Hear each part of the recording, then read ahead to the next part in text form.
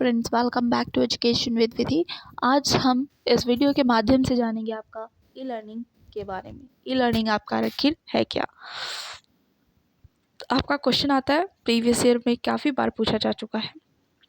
ई अधिगम क्या है, संक्षेप में स्पष्ट कीजिए। मैं काफ़ी कॉमन टॉपिक्स करा चुकी हूँ जो आपका बीएड डीएलएड दोनों के लिए इम्पॉर्टेंट है।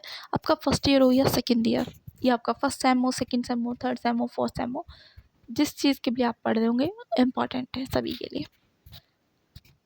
Meaning of e learning, e learning आखिर है क्या, जानते हैं इसके बारे में। इम्पॉर्टेंट है, मैं ऐसे ही कोई चीज़ नहीं पढ़ाती हूँ। ई अधिगम शिक्षा का एक नवीन प्रत्यय है। इसके अंतर्गत इंटरनेट तकनीकी का उपयोग पाठ्य वस्तु के प्रस्तुतिकरण एवं संचालन में किया जाता है।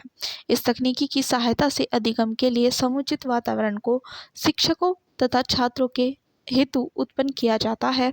ये अधिगम जीवन पर्यंत चलने वाली प्रक्रिया को प्रोन्नत करता है, समाज तथा समुदाय को अधिगम सुविधा प्रदान करती है। ई अधिगम का अर्थ, ई अधिगम शिक्षा का एक नवीन प्रत्यय है जो परंपरागत अधिगम से भिन्न प्रकार का है। यह अधिगम की नवीन व्यवस्था करता है।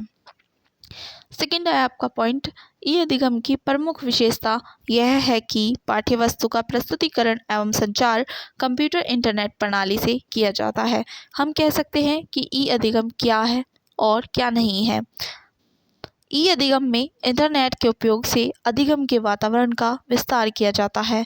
इंटरनेट की सहायता से शिक्षण तथा छात्रों को अधिगम वातावरण का विस्तार किया जाता है।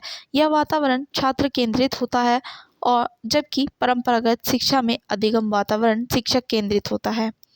शिक्षा का नवीन प्रत्यय है। ई अधिगम जीवन पर्यंत शिक्षा हेतु वातावरण का सृजन करती है, समाज को वास्तविक अधिगम के अवसर प्रदान करती है। देखिए, ये था आपका ई लर्निंग। ई लर्निंग क्या है, इंटरनेट के माध्यम से हम सीखते हैं।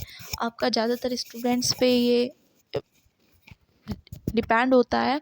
जैसे कि अब मैं आपका पढ़ा रही हूँ, एक तरीके से समझिए यही हमारा ई लर्निंग है। अब मैं तो पढ़ा रही हूँ, मैंने तो अपना काम पूरा कर दिया, लेकिन आप क्या सीख रहे हैं, आप अधिगम होता है आपका सीखना, लर्निंग। आप क्या सीख रहे हैं ये आपके ऊपर डिपेंड करता है। मेरा काम है आपको पढ़ाना, और ई लर्निंग के माध्यम से आप उसे किस तरीके से समझते हैं ये आपको बेटर पता है। क्योंकि ऑफलाइन क्लास में हम एक दूसरे से इंटरेक्ट होते हैं, हम लोग एक दूसरे को जानते हैं, धीरे धीरे हम साथ में रहते रहते जान जाते हैं और एक दूसरे को मतलब फेस से भी समझते हैं। लेकिन हम ऑनलाइन यानी कि आपका ई लर्निंग में इस तरीके का इंटरेक्शन अपने बीच नहीं बना सकते हैं। तो यही आपका ई लर्निंग था, और मिलते हैं नेक्स्ट टॉपिक पर next day. Bye bye, thank you.